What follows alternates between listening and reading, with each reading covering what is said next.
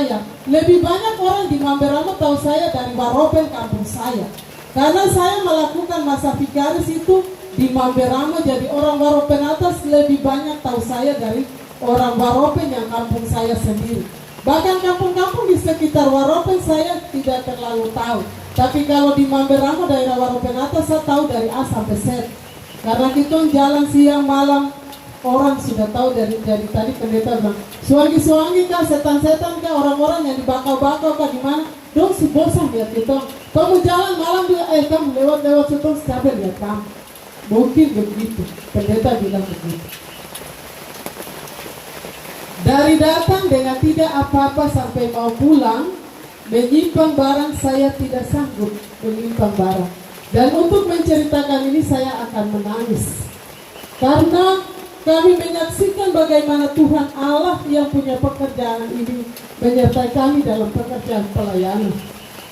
Sampai kami keluar dengan selamat dan tidak sanggup menyimpan barang.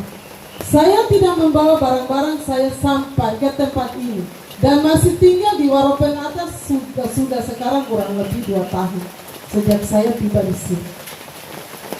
Itu karena siapa? Tuhan. Pimpinan Sinode GKI di Tanah Papua waktu ke sana untuk kasih tahu saya akan pindah. 10 tahun saya bekerja Badan Pekerja Klasis Waropen atas, dari sekretaris klasis jadi ketua klasis sampai saya pindah ke sini. Saya baru pertama kali jadi ketua jemaat pegang jemaat di sini, Sola Gracia Nawarita. Saya menjabat di klasis setelah peneguhan pendeta. Saya tidak berpikir kalau nanti saya kerja di klasis. Dalam otak saya bilang, saya ini siapa buat Tuhan? Saya ini alat kecil yang berdosa yang tidak berarti di mata Tuhan. Tuhan mau kasih saya kerja di mana, saya akan kerja sampai mati. Karena kita sudah tanda tangan surat kontrak begitu. Mau mati kah tidak, mau mati sudah. Yang penting Tuhan kasih kita mati baik-baik. Dan kita mati di laut kah, di darat kah, atau orang bunuh kita. Bahwa kita mati baik-baik supaya kita keluarga duduk menangis kita juga baik-baik. Itu yang saya minta di Tuhan. Memang Tuhan dengar apa yang kita doakan dalam pekerjaan. Bertahun-tahun kami melayani. Kami tidak pernah berpikir kalau kami melayani akan mendapatkan amplop ketika turun dari mimbar. Tidak ada Bapak Ibu, saya mau kasih tahu sejak kami vikaris.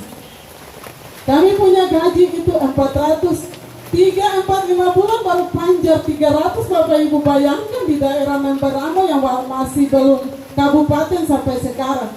Bahkan